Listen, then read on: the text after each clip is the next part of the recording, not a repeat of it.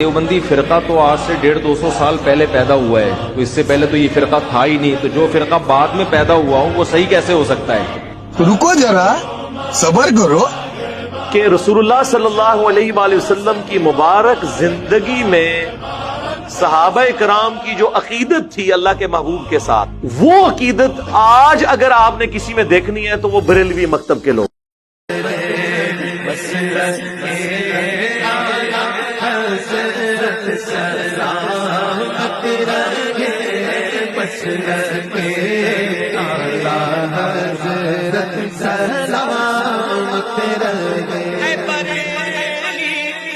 میرا باغ جنت ہے تو، یعنی جلوہ گئے اعلیٰ حضرت بالیقین مرکز اہل سنت ہے تو،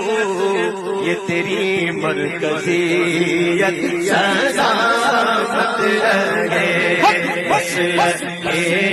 اعلیٰ حضرت سلامت رہے،